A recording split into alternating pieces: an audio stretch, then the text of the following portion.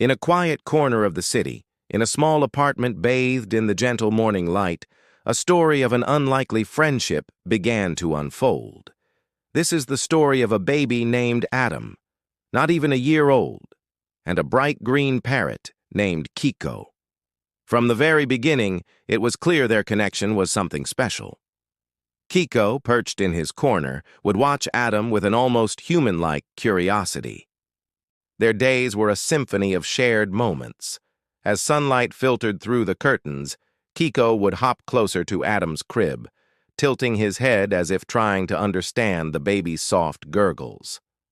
"Hello, baby," Kiko would chirp in his soft, imitative voice, and in return, Adam would answer with a laugh, a pure, joyful sound that echoed through their small home. His mother, Layla, would often pause in the kitchen, a warm smile on her face as she watched them. "Looks like you've made a friend, Kiko," she'd say, her heart swelling with affection for the bond forming between her son and their feathered family member. As the days turned into weeks and weeks into months, their connection deepened. It was a beautiful montage of growth, both for the baby and the bird. When Adam began to babble his first syllables, Kiko was right there, mimicking the sounds with surprising accuracy. When Adam learned to clap his tiny hands in delight, Kiko would flutter his wings and let out a cheerful squawk, a perfect imitation of Adam's laughter. They had a language all their own, a unique dialect woven from chirps, giggles, and unspoken understanding. It was a daily ritual, a song of pure love that filled every corner of their home. The narrator in our hearts knew that every morning they spoke a language only they understood, a beautiful, heartwarming song of laughter, chirps, and love. But life, as it often does, has its own unpredictable seasons. One evening, the cheerful atmosphere of their home was replaced by a heavy, anxious silence. A relentless rain beat against the window pane, mirroring the storm brewing inside. Adam, usually so full of life, was quiet.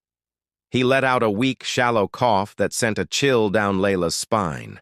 She rushed to his side, her face etched with worry. "Adam, my love, stay with me," she whispered, her hand gently stroking his feverish forehead. From his perch, Kiko was no longer the cheerful companion. He fluttered anxiously, his bright eyes fixed on the struggling baby. As Layla's fear grew, Kiko let out a piercing scream, a sharp, desperate cry that wasn't a mimicry, but a raw, primal call for help. It was as if he could sense the danger long before anyone else could truly grasp its severity. The night wore on, long and draining. Exhausted from worry, Layla eventually dozed off in a chair pulled up close to the crib, her hand still resting near her son.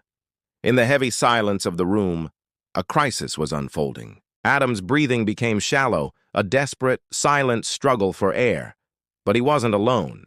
Kiko, ever watchful, sensed the shift. In a flash of green feathers, he launched himself from his perch, flying directly at the baby monitor on the nearby dresser.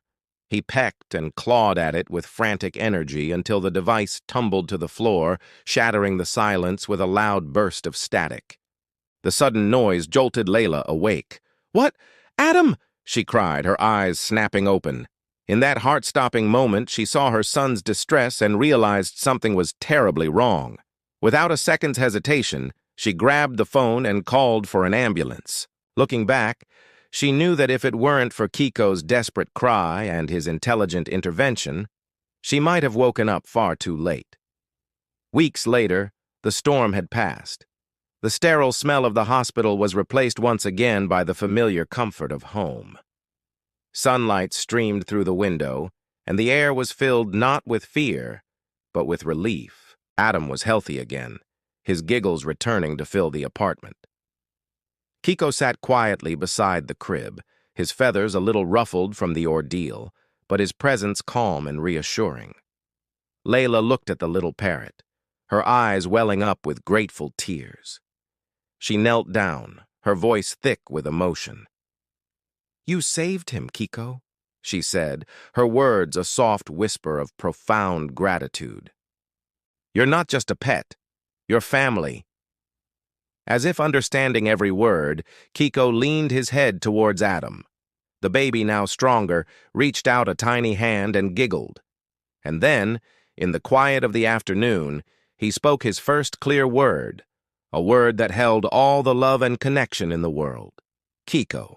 And so their story became a testament to the fact that heroes come in all shapes and sizes, sometimes with feathers and wings. The camera of our memory pans to the window, where the sunlight continues to pour in, a symbol of hope and new beginnings.